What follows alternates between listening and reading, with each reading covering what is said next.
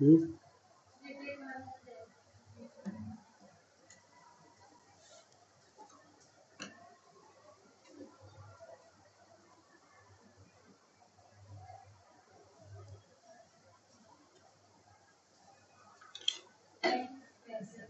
हम्म,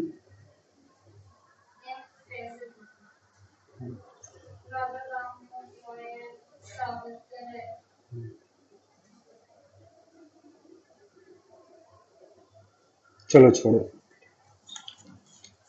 करा देंगे ना। चलो एम एन रॉय देखते हैं बच्चे, ठीक है ना। तो जब भी तुम एम एन रॉय जो है बच्चे, तुम्हारे नोट्स में भी एम एन रॉय है, ठीक है। मानवेंद्र नाथ राय इनका पूरा नाम है बच्चे, एम एन रॉय का, ठीक है।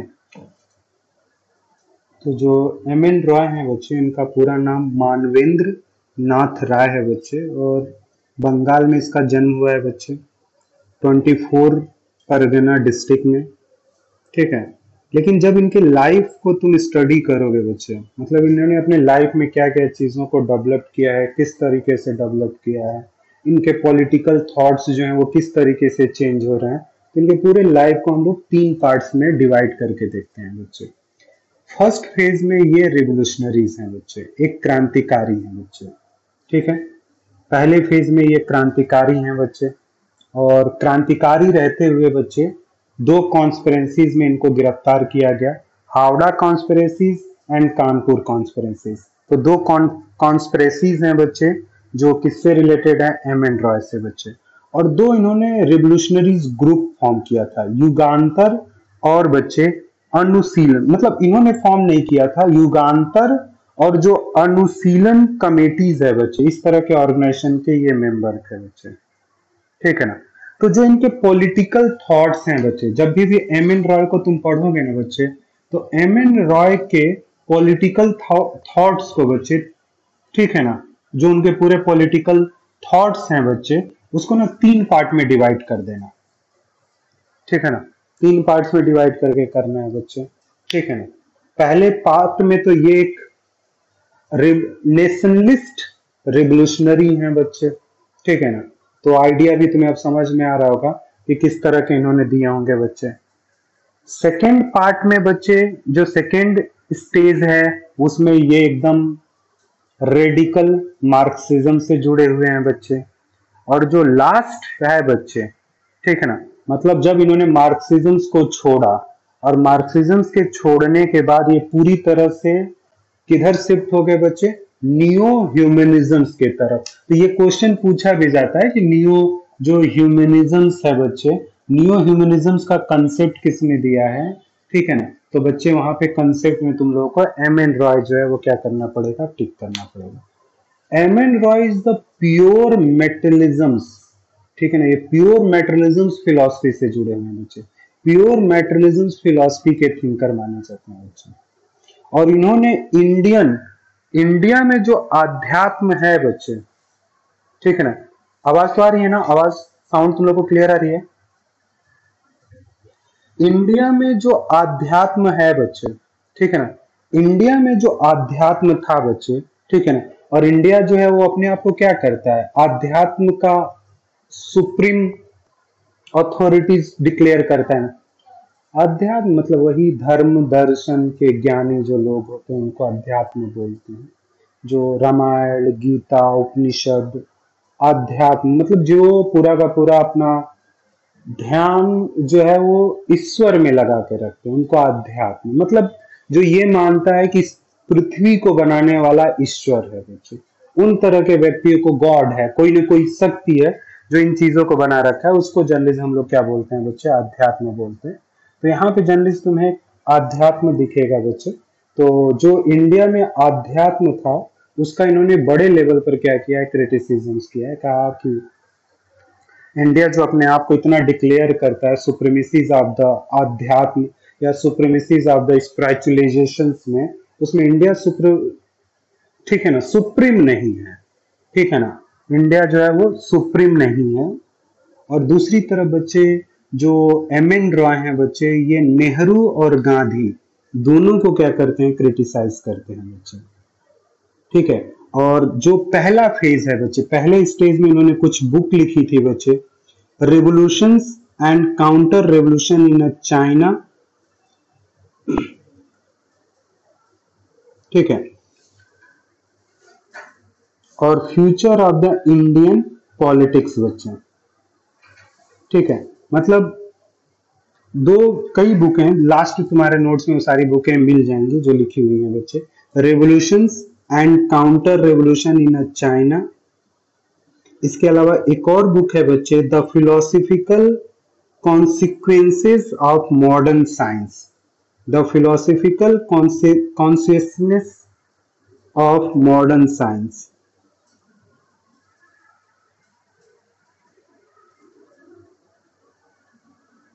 ठीक है। और दूसरी चीजें, जब ये एक रेवोल्यूशनरीज थे बच्चे, ठीक है ना, तो इनके पर्सपेक्टिव्स कांग्रेस को लेकर जो था बच्चे, ये कांग्रेस को एज अ बुजुर्गवा मानते थे, कांग्रेस इज अ बुजुर्गवा, कांग्रेस को ये बुजुर्गवा मानते थे और ये मानते थे कि इंडिया में जो एक एम्पिरिकलिज्म है बच्चे, इंडिया में जो साम्राज्यवाद है वो कहीं ना कहीं कांग्रेस और अंग्रेजों के साठगांठ की वजह से है बच्चे, ठीक है ना। यानी इंडिया में जो एक साम्राज्यवाद है, एक जो एम्पिरिकलिज्म है, उसमें ब्रिटिशियस और इंडियन बुजुर्गवा की वजह से है बच्चे। और जो एम.एन. रॉय है बच्चे, वो इंडिया में भी कम्युनिस्ट रिवोल्यूशन लाना चाहते थे बच्चे। रसिया में जो एक कम्युनिस्ट रिवोल्यूशन हुआ था, वो चीजें इनको काफी इन्फ्लुएंस्ड की थी, तो उन्होंने सोचा कि उसी तरीके का रेवोल्यूशन जो है वो इंडिया में लाया जाए। और ये अपने प्रोलेटरेट में, जो इंडिया में कम्युनिस्ट रिवोल्यूशन लाएगा, वो कौन लाएगा? फार्मर। ये अपने प्रोलेटरेट में लेबर को नहीं, फार्मर को क्या करना चाहते थे? ऐड करना चाहते थे कि इंडिया में जो एम्पिरिकलिज्म्स के अगेंस्ट जो प्रोलेटरेट होगा ना बच्चे, वो लेबर नहीं होगा, वो प्रोलेटरेट ऑफ फार्मर्स होंगे बच्चे। यानी फार्मर जो है वो क्या करेंगे? क्रांति करेंगे, ठीक है। और ये चीजें इन्होंने लिखी भी है बच्चे, बुक है उनकी, ठीक है ना, उस बुक में तुम देख सकते हो, ठीक है। और उस बुक का नाम है the future of Indian politics, जिसमें उन्होंने ये बताया कि इंडिया में जो रेवोल्यूशन होगा, वो रेवोल्यूशन कौन करेगा? प्रोलेटरेट ऑफ द फार्मर। जो फार्मर हैं वो क्या करेंगे? रेवोल्यूशन करेंगे बच्चे।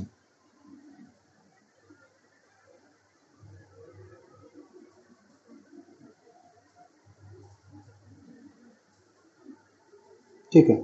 और एम.एन. रॉय ने बच्चे ना इंडियन हिस्ट्री का ना क्लास एनालिटिकल किया बच्चे, मतलब जो पूरी इंडियन हिस्ट्री है बच्चे, उसकी उन्होंने स्टडीज जो है ना बच्चे, वो क्लास के बेसिस पर किया है। उन्होंने जैसे मार्क्स ने उधर किया था, उसी तरीके से, ठीक है ना, मेटेरियल बेसिस पर किया था। तो जो एम.एन. रॉय है बच्चे, उन्होंने पूरे इंडियन हिस्ट्री की जो स्टडीज है बच्चे, वो क्लास के बेसिस पर किया। तो ये पॉइंट और ये फैक्ट्स भी ध्यान में रखना है बच्चे, ठीक है।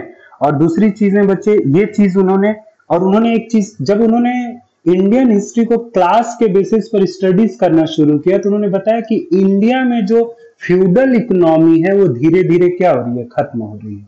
तो इंडिया से जो फ्यूडल इकोनॉमी खत्म हुई थी, उन्होंने क्लास के बेसिस पर जो इंडियन हिस्ट्री का स्टडीज किया था ना, उससे ये रिजल्ट निकल कर आया था कि पूरी तरह से भारत में अब सामंतवादी जो जमींदारी सिस्टम था वो खत्म हो रहा था, क्योंकि जमींदार तो रह ही नहीं गए थे, क्योंकि जो लगान सिस्टम आया था बच्चे, उसने जमींदारों को खत्म करके मिडिल मैन को बीच में ला दिया था बच्चे। तो इंडिया में जो फ्यूडल सिस्टम था वो इंपेरिकलिज्म के वजह से खत्म हुआ था बच्चे। फ्यूड सिस्टम खत्म हो गया था कुछ टाइम के बाद से। और उन्होंने एक चीज ये भी बताई बच्चे कि इंडिया में कैपिटलिज्म का जो है वो क्या हो रहा है? डेवलपमेंट हो रहा है। तो उन्होंने ये चीज भी स्टडीज करके बताई इंडियन हिस्ट्रीज को बच्चे क्लास के बेसिस पर कि इंडिया में जो कैपिटलिज्म है वो क्या हो रहा है? डेवलपमेंट हो रहा है। और उन्होंने एक चीज ये, जैसे 1857 जो 1857 का रिवोल्ट था बच्चे, इसमें उन्होंने ये बताया कि फर्स्ट इंडियन इंडिपेंडेंट ये वार नहीं है, फर्स्ट इंडिपेंडेंट वार नहीं माना है उन्होंने बोला था कि जो 1857 का रिवोल्ट था, इसमें फ्यूड सिस्टम जो था वो दोबारा से पावर को क्या करना चाह रहा था? गेन करना चाह रहा था। ये जो 1857 की क्रांति थी बच्चे, ये पहला फ्रीडम स्ट्रगल नहीं था, फ्रीडम स्ट्रगल वार नहीं था। इसमें ये था बच्चे कि फ्यूड सिस्टम से जो पावर निकल चुकी थी, फ्यूड सिस्टम दोबारा से पावर को पाना चाहता था, वापस लाना चाहता था, उसके लिए 1857 का रिवोल्ट हुआ बच्चे। ठीक है। और उन्होंने ये भी बताया कि ब्रिटिश पार्लियामेंट या ब्रिटिश गवर्नमेंट जितने भी कॉन्स्टिट्यूशनल रिफॉर्म कर रही है ना, वो कॉन्स्टिट्यूशनल रिफॉर्म्स करने का पर्पस है इंडियन बुजुर्गवा क्लास को क्या करना, हैप्पी करना। इंडिया में जो भी कॉन्स्टिट्यूशनल रिफॉर्मेंट्स हुए बच्चे, जैसे 1909 का एक्ट आया, 1919 का एक्ट आया, 1935 का एक्ट आया, तो ये जो एक्ट थे बच्चे, इस एक्ट के थ्रू क्या करना था, इस एक्ट के थ्रू किसे हैप्पी करना था, जो इंडियन बुजुर्गवा, प्रोलेटरेट को नहीं, बुजुर्गवा को जो था वो हैप्पी करना था बच्चे। और उनका पर्पस यही था बच्चे, इंडिया में जो कम्युनिस्ट पार्टीज फॉर्म हुई ना, इंडिया में कम्युनिस्ट पार्टीज को फॉर्म करने वाले जो हैं वो एम.एन. रॉय हैं बच्चे। उन्होंने 1925 में बच्चे इंडिया में कम्युनिस्ट पार्टीज को फॉर्म किया। ठीक है ना, जैसे मैक्सिको में कम्युनिस्ट पार्टीज थी, उसी तरह से इंडिया में भी कम्युनिस्ट पार्टी जो है वो क्या हुई, फॉर्म हुई। लेकिन तुम देखोगे ना बच्चे कि कांग्रेस को लेकर अप्रोचेस बड़े डिफरेंट थे बच्चे। जैसे लेनिन जो था वो कांग्रेस को बड़े अलग अप्रोच में देख रहा था, एम.एन. रॉय जो थे वो कांग्रेस को लेकर बड़े अलग अप्रोच में देख रहे थे, क्योंकि उनके लिए कांग्रेस जो है वो शोषण करने वाले लोग हैं। मतलब वो मान रहे थे कि जो कांग्रेस है वो एक तो पोस्ट के भूखे लोग हैं, पदों के, पावर, पोस्ट एंड पावर के ये लोग भूखे लोग हैं, तो ये लोग क्या करेंगे, लोगों का शोषण करेंगे। तो उनका ये मानना था कि जो इंडिया में कम्युनिस्ट रिवॉल्यूशन हो, जो एम.एन. रॉय चाहते थे, वो चाहते थे कि प्रोलेटरेट फार्मर के थ्रू हो, विदाउट कांग्रेस को इन्वॉल्व किए हुए। लेकिन लेनिन ये चाहता था कि इंडिया में ब्रिटिश इंपेरियलिज्म के अगेंस्ट जो कम्युनिस्ट रिवॉल्यूशन लाया जाए, उसमें कांग्रेस को लेकर कांग्रेस के सपोर्ट से लाया जाए। और यहीं पर दोनों में एक मिसअंडरस्टैंडिंग होती है, और उस मिसअंडरस्टैंडिंग के वजह से लेनिन, जो एम.एन. रॉय है, उन्होंने क्या कर देते हैं, मार्क्सवाद यानी मार्क्सिज्म को क्या कर देते हैं, छोड़ देते हैं। तो इस तरह से मार्क्सिज्म से जो है बच्चे वो खत्म हो जाता है। और उन दोनों में जो एक कॉन्फ्लिक्ट क्रिएट हुआ था बच्चे, वो कॉन्फ्लिक्ट क्रिएट हुआ अगेंस्ट द एम्पिरिकलिज्म। तो ये क्वेश्चन पूछा भी जाता है कि लेनिन और एम.एन. रॉय के बीच में जो एक कॉन्फ्लिक्ट क्रिएट हो गया, वो उसके पीछे का रीजन क्या है, कारण क्या है, तो वो था एम्पिरिकलिज्म। दोनों का जो पर्सपेक्टिव था ना बच्चे, वो अलग अलग था। एक्चुअली लेनिन से एक कम्युनिस्ट एक नेता है बच्चे, सोमेंद्र नाथ टैगोर, जो लेनिन से जाकर मिलते हैं, और उन्होंने बोला कि भारत में तो सिर्फ कम्युनिस्ट पार्टी के दर्जन भर लोग हैं, मतलब सिर्फ 12 लोग हैं। आप उनके बेस पर, उतने लोगों के बेस पर आप किस तरीके से, ठीक है, कम्युनिस्ट रेवोल्यूशन ला सकते हैं बच्चे, ठीक है ना। और यहीं पे एक कॉन्ट्रडिक्शंस हुआ और दोनों क्या हो जाते हैं, अलग हो जाते हैं। और फिर फाइनली एम.एन. रॉय जो है बच्चे वो मूव करते हैं, किधर मूव करते हैं, नियो ह्यूमनिज्म्स की तरफ। और जो नियो ह्यूमनिज्म्स की फिलॉसफी है बच्चे, based on the liberty and moralities. जो नियो ह्यूमनिज्म्स की फिलॉसफी है बच्चे, वो लिबर्टी और ह्यूमैनिटीज पर बेस्ड है, सॉरी, लिबर्टी एंड मॉरलिटी पर बेस्ड है बच्चे। और न्यू ह्यूमनिज्म्स में बच्चे, न्यू ह्यूमनिज्म्स में बच्चे, एक तो हम लिबर्टी को इंपॉर्टेंस देंगे, दूसरा मॉरलिटीज को इंपॉर्टेंस दिया जाता है, and individual is a centre. New humanisms में जो इंडिविजुअल होता है वो सेंटर में होता है बच्चे, ठीक है। और इन्होंने बताया न्यू ह्यूमनिज्म्स के थ्रू कि जो लिबरलिज्म्स था बच्चे, उसने स्वतंत्रता को खत्म कर दिया, और जो मार्क्सिज्म्स था बच्चे, उसने स्वतंत्रता का दमन कर दिया। तो एक्चुअली जो लिबर्टी, मतलब कहने का मतलब जो लिबरलिज्म्स था ना बच्चे, वो लोगों को मेटेलिस्टिक बनाकर छोड़ दिया। और मार्क्सिज्म्स में क्या हुआ कि जो डिक्टेटरशिप्स ऑफ द प्रोलेटरेट होना चाहिए, वो डिक्टेटरशिप्स ऑफ द पार्टी, और पार्टी ने लोगों की स्वतंत्रता को कुचल दिया बच्चे, दमन कर दिया। तो दोनों तरफ लोगों को लिबर्टी मिली ही नहीं मिली।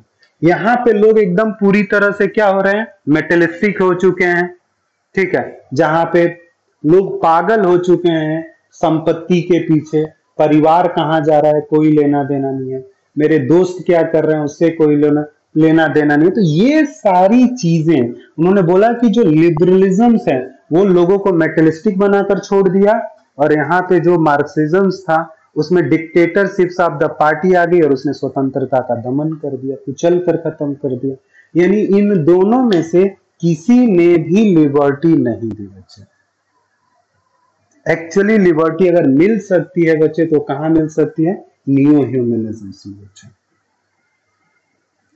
और इन्होंने ये भी बोला कि नियो ह्यूमनिज्म्स में बच्चे, नियो ह्यूमनिज्म्स में जितने भी सोशल सिस्टम फॉर्म होंगे उसका सेंटर ह्यूमन होगा। जो भी मैं सोशल सिस्टम फॉर्म किया जाएगा ना, फॉर अ ह्यूमन के लिए फॉर्म किया जाएगा, जो भी सोशल सिस्टम है बच्चे। और जो भी गुड्स और सर्विसेज, जो भी गुड्स आप प्रोड्यूस करेंगे बच्चे, उसका पैरामीटर, उसका स्टैंडर्ड जो है वो क्या होगा, ह्यूमन होगा। This is the neo humanism बच्चे। जो नियो ह्यूमनिज्म होता है बच्चे, वहां पे जो गुड्स प्रोड्यूस किया जाता है बच्चे, उसका पैरामीटर स्टैंडर्ड जो होता है वो क्या होता है, ह्यूमन होता है। अकॉर्डिंग टू द ह्यूमन हमें क्या करना है, गुड्स प्रोड्यूस करने हैं बच्चे। ठीक है, और नियो ह्यूमनिज्म में बच्चे सोसाइटी और इंडिविजुअल के लिबर्टी में किसी भी तरह का कॉन्ट्रडिक्शंस नहीं होगा बच्चे। सोसाइटी और इंडिविजुअल लिबर्टी के बीच में किसी भी तरह का कॉन्ट्रडिक्शंस नहीं होगा। यानी जो सोसाइटीज का डेवलपमेंट है बच्चे वो किसके थ्रू होगा, ह्यूमन के थ्रू, इंडिविजुअल्स के थ्रू बच्चे। तो ये चीजें तुम न्यू ह्यूमनिज्म में देख सकते हो बच्चे। वो इकोनॉमी को रीऑर्गेनाइज करने की बात करते हैं बच्चे, साइंटिफिक नॉलेज की बात करते हैं बच्चे, सपोर्ट टू द एजुकेशन। जो एम एन रॉय है ना बच्चे, अपने न्यू ह्यूमनिज्म फिलॉसफी में वो एजुकेशन को सपोर्ट कर रहे हैं बच्चे। न्यू ह्यूमनिज्म में बच्चे इकोनॉमी को रीऑर्गेनाइज करने की बात कर रहे हैं बच्चे, कि जो इकोनॉमी है उसे क्या किया जाए, रीऑर्गेनाइज किया जाए।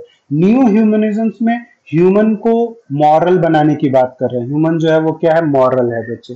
तो ये सारी चीजें तुम देख सकते हो बच्चे। और दूसरी चीजें बच्चे, न्यू ह्यूमनिज्म में बोलते हैं कि रेवोल्यूशंस और एजुकेशन पब्लिक कंसेंट से होनी चाहिए बच्चे। अगर रेवोल्यूशंस लाना है तो वहां पे कंसेंट चाहिए, एजुकेशन में कोई चेंजेस लाना है तो भी वहां कंसेंट चाहिए। और सोसाइटी जो होनी चाहिए बच्चे, वो सोसाइटी कैसे होनी चाहिए, प्लूरलिस्टिक सोसाइटी, सपोर्ट द प्लूरलिस्टिक्स। जो प्लूरलिज्म होता है तो प्लूरलिज्म सोसाइटीज को जो है वो सपोर्ट कर रहे हैं बच्चे नियो ह्यूमनिज्म में। तो ये नियो ह्यूमनिज्म है बच्चे। Decentralisation of the political power, ठीक है ना, ठीक है, support the party less democracies बच्चे। ये पार्टी लेस डेमोक्रेसीज को क्या करते हैं, सपोर्ट करते हैं बच्चे। तो ये चीजें जो है बच्चे तुम एम एन रॉय में देख सकते हो बच्चे।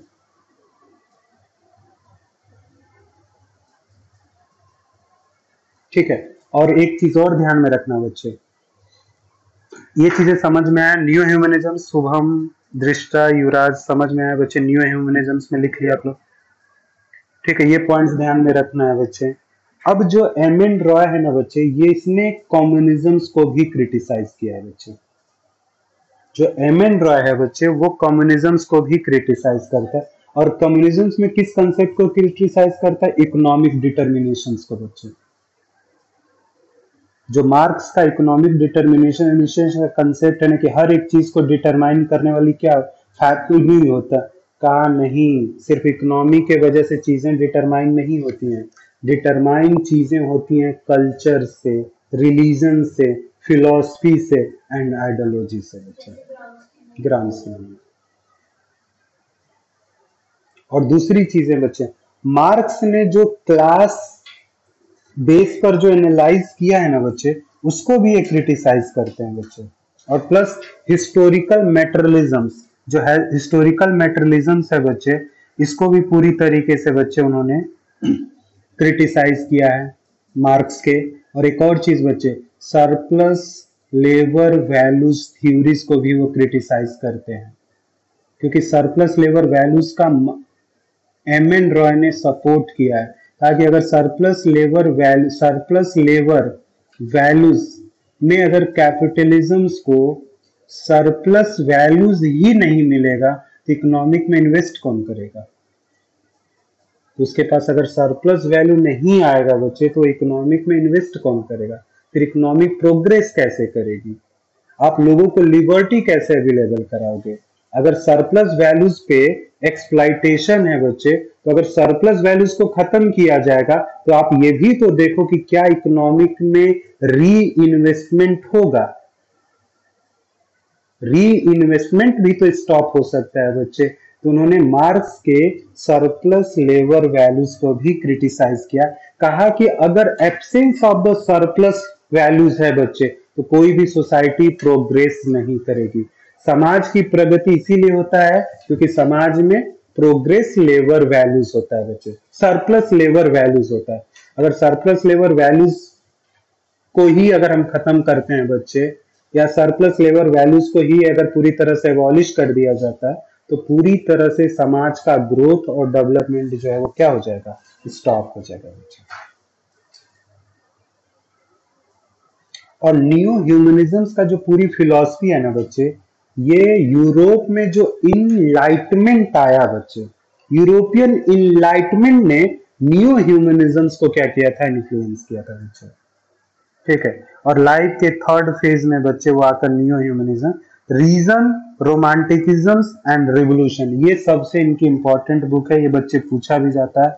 और 1940s में बच्चे इन्होंने एक पॉलिटिकल पार्टीज फॉर्म की जिसको रेडिकल डेमोक्रेटिक पार्टीज बोलते हैं बच्चे।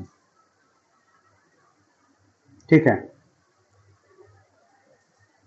और थोड़े से बच्चे ये रेडिकल ह्यूमनिज्म के तरफ रेडिकल ह्यूमनिस्ट हैं बच्चे। रेडिकल ह्यूमन कौन सा वाला?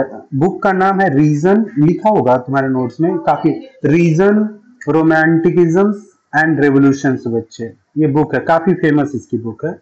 रेडिकल डेमोक्रेटिक पार्टी है बच्चे, वो कोई बुक नहीं है, रेडिकल डेमोक्रेटिक पार्टी बच्चे।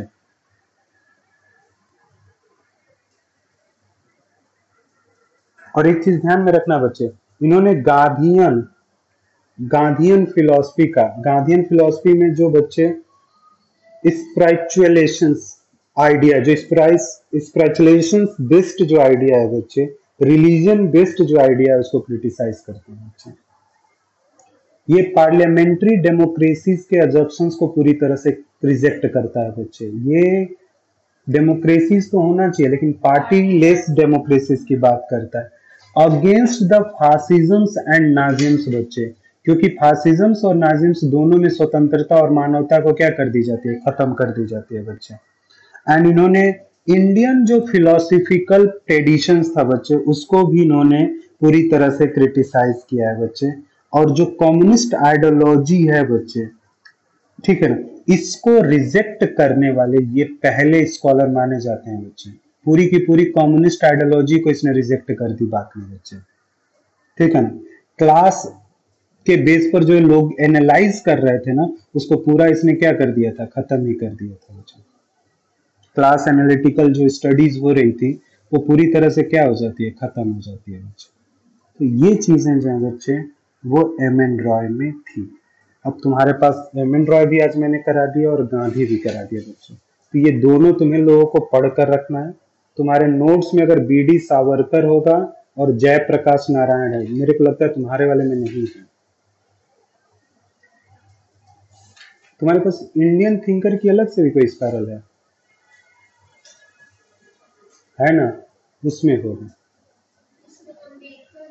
हाँ, अम्बेडकर तो मैंने कल पढ़ा दिया, तुमने ज्वाइन ही नहीं किया, सोते ही रहेगा तुम्हें।